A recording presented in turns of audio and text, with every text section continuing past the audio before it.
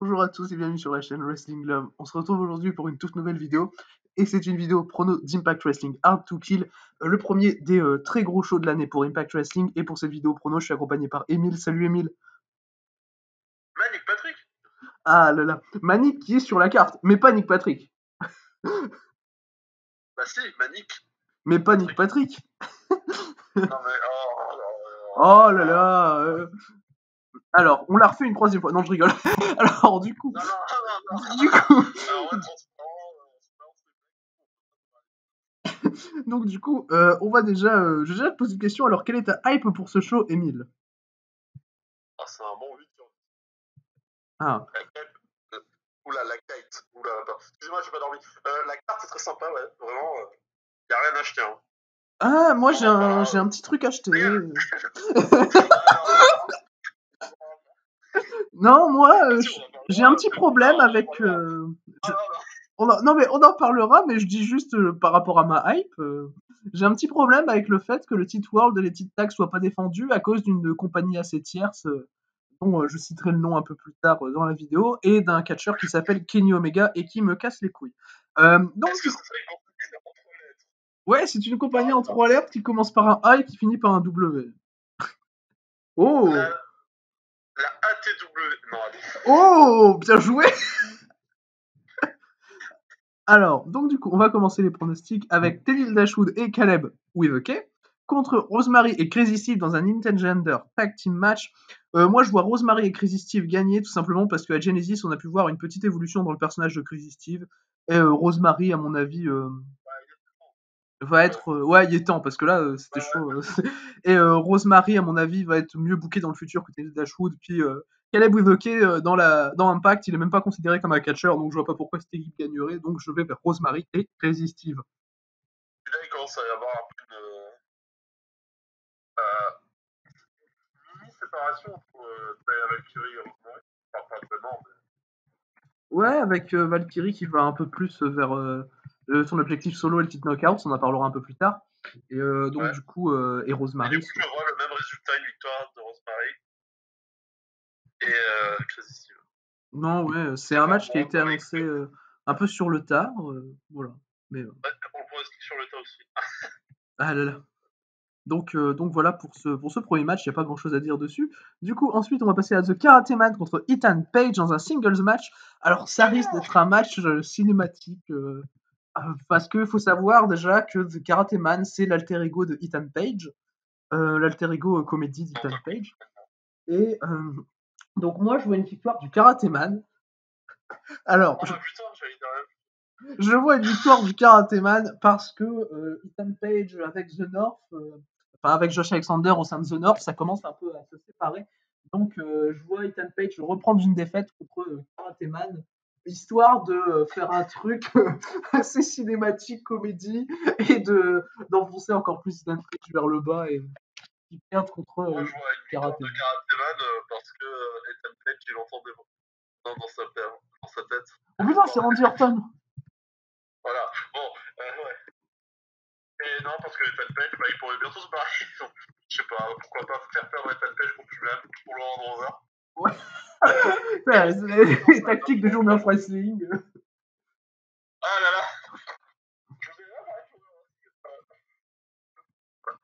là. Mais donc du coup, voilà, moi je vois le Karaté Man gagner. Effectivement, Ethan Page, il y aurait des rumeurs comme quoi il partirait probablement du côté de WWE. J'y crois pas trop, hein. On va pas se mentir. Je le vois. Mais s'il part pas chez WWE, il part chez AEW. Bon, bah, il va partir chez WWE. Ouais, finalement, c'est bien. Quand on pense à la WWE, ouais, c'est vrai que WWE, c'est super. Mais donc du coup, on voit pour l'instant. Ah là là, l'objectivité. Ah là là. Mais c'est vrai que. C'est ça que ça fait de regarder AEW Dark pendant 7 mois sur l'effet d'un mec. Non, Ça mais. fait cet effet-là. Non, non, non. Et j'aime pas du tout AEW et j'ai des bonnes raisons, désolé. Ouais. Donc du coup, on va passer maintenant à un Barbed Wire massacre entre Easty Edwards et Sami Callihan. Le massacre. Et donc du coup, moi, je vois une victoire de Eddie Edwards. Pour bien commencer l'année, voilà. Je pense que c'est leur dernier affrontement. Je pense que c'est leur dernier affrontement. Ils vont faire gagner le face. Voilà. On a montré fort un peu Kalian avec Shamrock, mais je pense plus que les plans sont sur Edwards que Kalian, personnellement. Je sais pas ce que t'en penses. Ce serait peut-être plus pertinent de faire Eddie Edwards contre le champion, peu importe le champion dans le futur, que de faire Sami Callihan qui a déjà eu pas mal de chance en 2020. Ouais. Enfin, il en a eu 2-3 en weekly et il en a eu une dans. Il a été champion. Voilà. Mais Eddie Edwards a été champion également. Oui. Mais c'est différent. Mais non, oui, je vois ce que tu veux dire. Si Moose dans le futur gagne le titre mondial, bah, ça serait pertinent de faire Moose contre Eddie Edwards. Non, oui, je vois ce que tu veux dire. Non, je suis assez d'accord avec toi. Mais Même que les tueurs conservent le titre, ça serait pertinent de faire Moose. après, le fait aussi que la stipulation aille vers Sami Callihan me fait penser qu'ils vont quand même faire gagner Edwards, tu vois. Ouais. Je sais pas si t'es d'accord. T'en penses quoi de la stipulation déjà? Je sais pas. Moi, un truc que j'aimais bien à DNS, c'était un peu le même genre de nom, mais c'était pas la même situation. C'était les Full Metal Mayhem. Ouais, ils en ont fait un Rebellion l'année dernière. Entre Avoc et Rosemary. Voilà. Et ça, j'aime bien. Mais ouais, tu penses que ça va se rapprocher un peu de ça, le Barbed Wire Massacre? Bah, ça va être la même chose, mais avec des Barbed Wire. Oh. Oh. Mais donc voilà, on a une troisième fois le même pronostic. Donc du coup, on va passer au match pour le titre X-Division. Attends, je suis sûr qu'il y aura un pronostic minimum qui sera pas le même. Ouais, peut-être le main event. Oula, no spoil. Du coup, on va passer à un triple threat match pour le X-Division Championship entre Manic Patrick, Chris Bay et Rohit Raju. Moi, je vois Chris Bay prendre le titre parce que... Ouais. Alors, je vais m'expliquer. Je pense que je suis pas un grand fan de Chris Bay comme Emile, même si j'aime beaucoup. Donc, du coup, moi, je vois pas Manic avoir un long règne dans ce personnage-là. Je vois bien Chris Bay prendre le titre parce que Rohit Raju, pour moi, il a eu sa longueur de règne, clairement, ça me paraît logique. Chris Bay, tu sens clairement que son règne, il a eu entre juillet et août, et il était vraiment pas fini, il fallait refaire un truc avec le titre X-Division. Donc voilà, moi je vois pas Manic conserver et Rohit Raju le prendra pas fatalement, il a déjà eu un long règne, je vois pas l'intérêt. Donc mon pronostic penche vers Chris Bay pour remporter le titre X-Division. Chris Bay, ça va être une breakout star pour l'année à venir aussi. Un peu comme il l'a été l'année dernière. Et oui, lui donner le titre X-Division, c'est la chose la plus pertinente que tu peux faire avec la division. Je suis d'accord. Parce que Manic, TJP, bon, ça, c'est connu. Rohit Raju, il a eu son bon règne quand même, qu'il a solidifié, clairement. Et voilà. Oui, non. 2021, c'est l'année de Chris Bay. Ouais, je suis assez d'accord avec toi. Là, déjà, fin décembre, il a eu une chance au titre World. Ils sentent clairement qu'ils ont des projets avec Chris Bay. Et vu qu'il n'aura pas, évidemment, pas le World tout de suite et pas le World en 2021, c'est bien de lui donner un bon règne d'exhibition, là, 4-5 mois. Un vrai règne, pas comme il a eu un mois et demi, pendant un mois et demi en juillet-août. Mais, oh mon dieu, il a battu Willie Max. Oh ouais, à cet anniversaire, exactement, il avait battu Willie Max. Le Ace of Speed à Willie Max, le trop yo-yo. Et après, on peut faire Rohit Raju, mais du coup, il a eu un règne plus long. Ouais, il a eu un très bon règne, Rohit Raju, d'ailleurs. Mais donc, du coup, voilà. On a une quatrième fois le même pronostic. Je me demande quand ça va changer. Moi, je pensais que tu aurais un autre pronostic que tu avais fait faire gagner Manic. Voilà. Ah, bah voilà. Donc, du coup, on va passer. C'est un fan de TJP. Ouais, j'adore TJP. Je suis grand fan de TJP. Un de mes préférés à Impact. J'adore TJP. Voilà. Mais donc, du coup, on va passer au cinquième match à pronostiquer. C'est un Old School Rules Six-Man Tag Team Match. Eric Young, Dinner et Joe Doring contre Cousin Jake, le champion de la BLP, Rhino et Tommy Dreamer, dans un Old School Rules. Donc, moi, je vois Eric Young. Attends, je vais la refaire. Alors, un maniaque de classe mondiale, l'homme qui a passé une soirée avec ODB et l'ancien champion Triple Crown de All Japan, contre le champion de la BLP, un ancien champion de la CW, un autre ancien champion de la BLP. Et un rhinocéros. Et un rhinocéros. Mais donc voilà, du coup, c'est un peu le palmarès de Rhino, c'est d'être un rhinocéros. Donc, et d'avoir gagné ouais, le Gauntlet, exactement. Mais donc, du coup, mon pronostic, c'est Eric Young, Dinner, Joe Doring, tout simplement parce que, à mon avis, il faut solidifier le clan. alors C'est Dreamer qui va évidemment prendre le pin parce que Cousin Jake va continuer sa rivalité avec Dinner selon moi. Rhino, il y a des trucs à faire encore avec If dans le futur quand If reviendra de blessure. Et Tommy Dreamer pour moi c'est le vieux qui va prendre les pins et qui va mettre over les mecs. Ça me surprend même pas. Et si tu veux mettre over le clan, d'Eric Young, Dinner et Joe Doring, leur donner une victoire dans un gros show comme Hard to Kill comme ça à 3 pour solidifier en plus le fait qu'ils soient vraiment un clan uni. Je trouve ça vraiment très cool de leur donner une victoire et c'est pour ça que mon pronostic penche vers eux. Je sais pas ce que t'en penses. Tommy Dreamer, c'est pas qu'un vieux, c'est aussi le propriétaire de la House of Cards. Ouais, exact.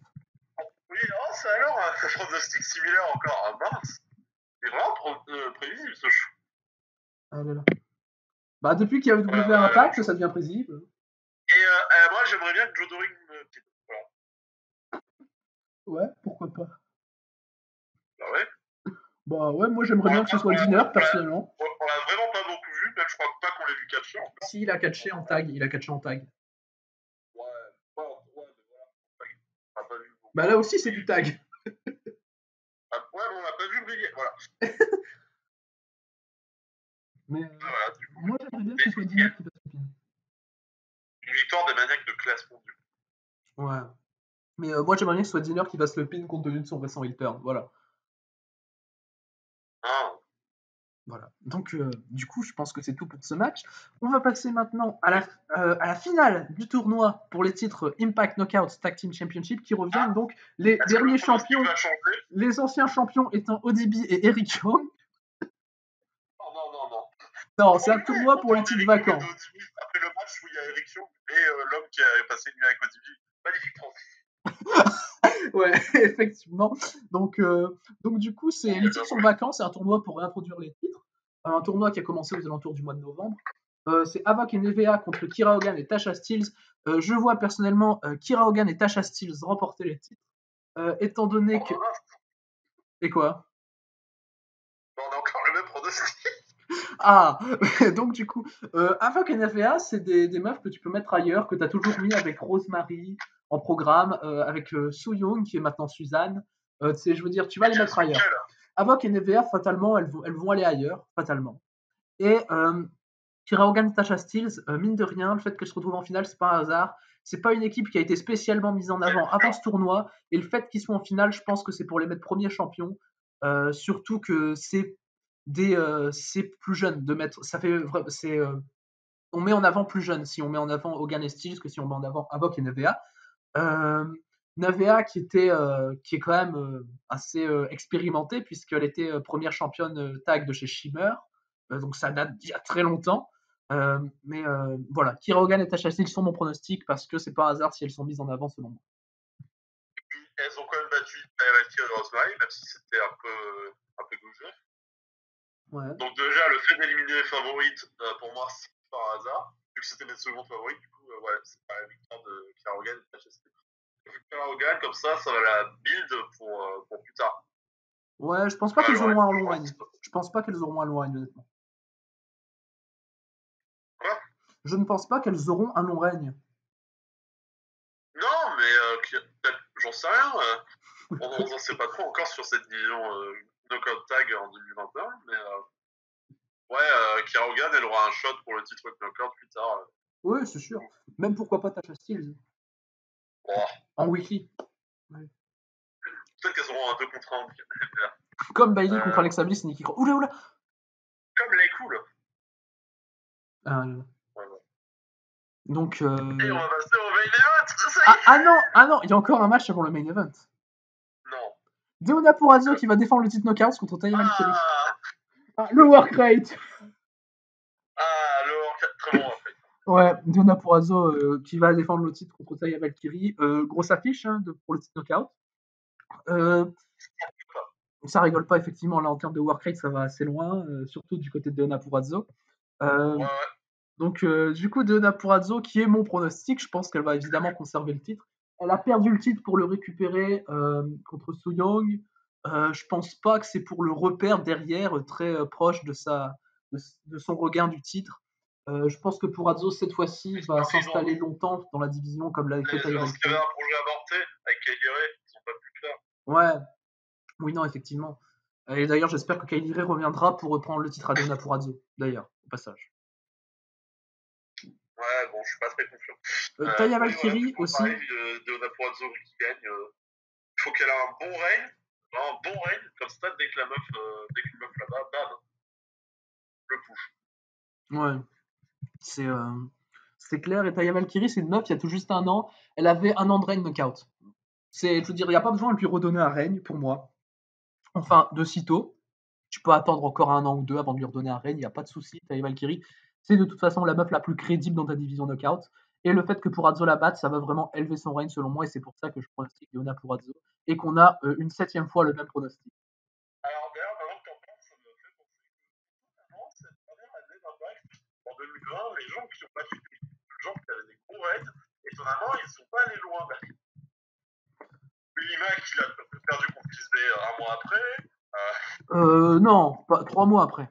Il le gagne à Rébellion, il le perd à Slammiversary. Ah mince, bon, Bah, t'as mais rien. c'est pas très long quand même. Bah oui, non, c'est pas long. 3 mois. J'ai Motor City Machine Gun, il perd la fin de Mount Fury. Ouais, exact. Chris Bay, il perd contre Ruin Sancho. Ouais. Ouais, bref, il n'y a pas une bonne streak.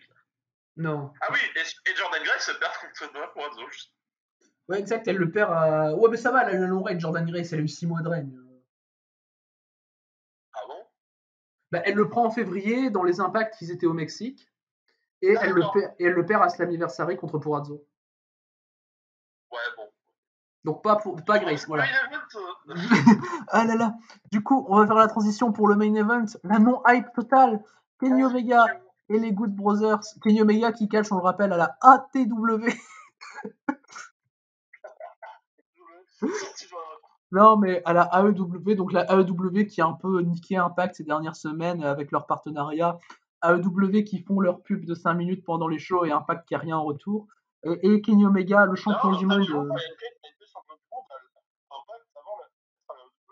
Ouais, mais. Ah là là. Et du coup, Kenny Omega, champion du monde AEW, fait équipe avec Karl Anderson et Doug Gallows pour empêcher les titres mondiaux et les titres tag. Alors, attends, pour empêcher le titre mondial et les titres tag d'être défendus dans un gros pay-per-view de l'année, puisqu'ils affrontent Rich Swann et les Motor City Machine Guns.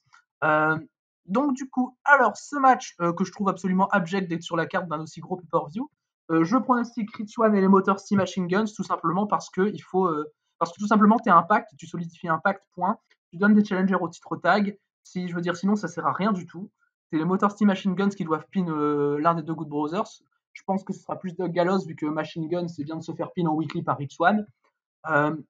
Mais voilà, ça sert absolument à rien, à que dalle si Omega et les Good Brothers gagnent, à part à niquer encore plus Impact et à les faire passer pour des cons comme ils le patchent chaque semaine à cause ça de sert à rien à part donner de l'exposition à Impact. Mais ça sert à rien. Donner de l'exposition à Impact, sauf que AEW, tu sais pertinemment que c'est bien plus regardé qu'Impact. AEW font leur pub pendant 5 minutes dans les shows Impact, et les mecs à Impact, ils ont rien en retour, ils font rien. Déjà, ça fait au dernier weekly AEW. Ça va faire 2 semaines qu'il va y avoir les la semaine dernière. Oui, je sais. Les Good Brothers, c'était chez AEW, et c'est la seule fois. Kenny Omega, il a des segments, ils les prennent, mais les mecs, comment ils te vendent les segments? Mais waouh, il y a Kenny Omega. Les segments, ils sont inutiles. Ça sert à que dalle. Ça sert à que dalle depuis que Kenny Omega il est là, depuis qu'AEW ils font leur con dans les shows Impact. Ça sert à que dalle. À part à niquer ton gros pay-per-view. Mais c'est nul. Ça sert à rien. C'est une raison suffisante. Ça sert à rien. Je veux dire, par A plus B, ça sert à rien qu'Omega soit chez Impact, part pour tout niquer. Voilà. Les mecs, ils ont tout niqué avec leur partenariat. Qu'est-ce qu'il a niqué? À part le fait de décaler un programme entre Rich Swann et Moose, qui est en soi pas une mauvaise chose, d'avoir décalé le programme, et pas le faire directement à tout kill avec genre un mois de build-up. Mais il faut avoir une autre défense. Regarde. Impact, c'est une compagnie qui a 4 vraiment énormes événements par an. Un en janvier, un en avril, un en juillet, un en octobre. Tous les 3 mois, on va dire. Et dans l'un de ces 4 événements, je trouve ça absolument abject que ni le titre World, ni les titres tag soient défendus. Je trouve ça vraiment honteux. Et c'est pas de la faute d'Impact. Mais on va pas parler de ce qui s'est passé l'année dernière alors. Oui, mais c'était le Covid. À Rébellion, à Rébellion, je pense que tu parles de Rébellion. Rébellion, le titre World n'est pas défendu tout simplement à cause du Covid. Non, je parlais pas de Rebellion, je parlais de Bah, à Hard to Parce Kill, que il y a du coup, Blanchard ça contre a le meilleur, Kallian pour le que j'ai World. dit, parce que ça a créé le meilleur personnage de Impact.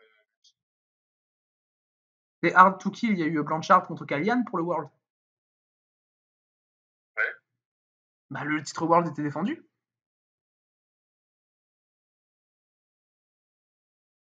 Je vois, Ouais. je vois pas le problème. Moi, je te dis que je trouve ça vraiment honteux que Le le problème, titre il est World. ailleurs, c'est juste que tu le réalises pas. En fait. Mais ce que je réalise, c'est que AEW, ils sont en train de niquer totalement Impact. C'est un fait. C'est tous leurs segments qu'ils vendent comme des tarés avec Kenny Omega ne servent à rien. Enfin voilà, et ils ont rien en retour. Pendant 5 minutes, t'as AEW qui font leur pub dans les shows Impact. Je sais pas si tu te rends compte. Et Impact, ils font rien en retour. Et AEW essaye pas de mettre en avant Impact, mais se mettent en avant dans les shows Impact.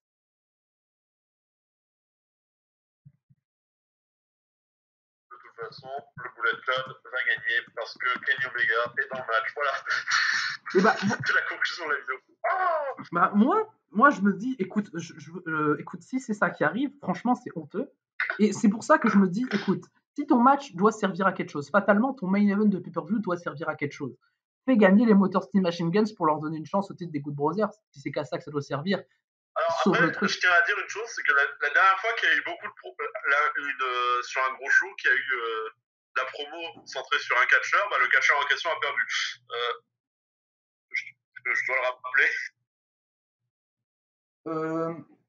Par rapport à Eric Young. Louis était sur Eric Young. Eric Young a perdu dans le main event. Oui, mais ça, bon, ça c'est pas important. Mais il a perdu. C'est pas spécialement important. Mais voilà, tout ce que j'ai à dire, c'est que depuis leurs apparitions, AEW sont en train de vraiment démolir Impact et ce main event de pay-per-view en est pour moi la preuve. Voilà. Donc soit Rich Swann ne gagne pas, soit il gagne, mais c'est lui qui veut tomber. Mais une autre option n'est pas envisagée. Je vois pas pourquoi. Parce que toute la promo de Hard to Kill se fait sur lui et qu'il dit que oui, il est revenu à chaque fois, il est resté de plus en plus fort. Il est incroyable. Ah ouais. C'est sûr. Quitte à ce que ça sert à quelque chose, autant rendre Rich Swann over par ce match. Bah alors à ce moment-là, Rich Swann pin Kenny Omega et là je respecte. Et là je me dis les mecs, ils ont quand même les couilles de faire pin leur champion du monde, tu vois. Et là je respecte. Bien sûr. Et si ça se trouve plus tard, on aura Rich Swann contre Kenny Omega. Hein. Quelle horreur. Oh non. Non. Alors objectivement, non. Ça peut être qu'un bon match. Mais, bah ouais, c'est un bon match, sauf que c'est fait à partir de merde en fait. Je veux bien qu'on ait un bon match, mais voilà. J'adore Impact. Franchement, je suis un grand fan d'Impact. Et ça me fait vraiment mal au cœur de parler comme ça dans un pay-per-view Impact, de voir ça dans un pay-per-view Impact, franchement. J'adore Impact, c'est même pas contre Impact. J'adore cette fédération, c'est ma fête de cœur aux US. Mais putain, voir ça, c'est dur. Les mecs sont en train de tout niquer leur fête. En fait. Non, mais en vrai, ça va, c'est un match sur une carte, c'est un dream match, c'est très probablement un one-off, comme on dit. C'est pas un match simple sur une carte, c'est pas un petit match que tu mets en deuxième, en troisième match, c'est le main event de ton 4e plus gros événement de l'année.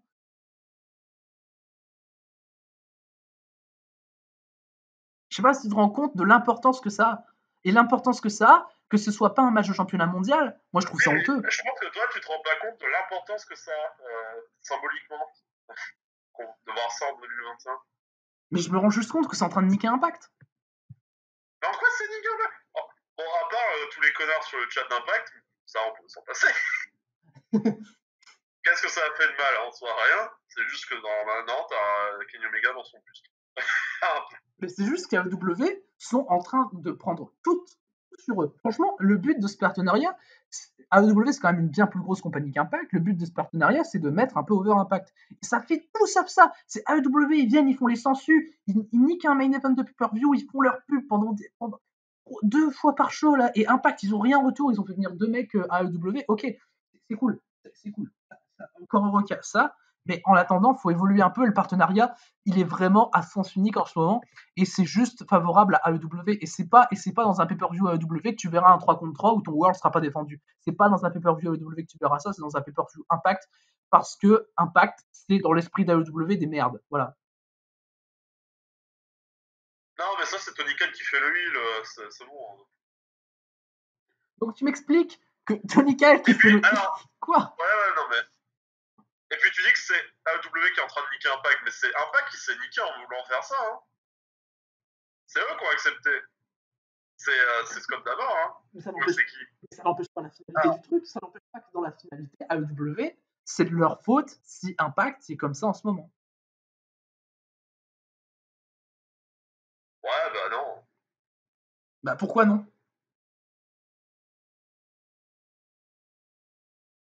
Ah là là. donc, donc du On a coup... perdu du temps pour rien, hein. Tout ça parce que Pierre, c'est un rageux de AEW qui veut pas être objectif. Mais non, j'aime... Moi, je regarde pas AEW, mais le partenariat, ça me fait kiffer, hein. Pourquoi?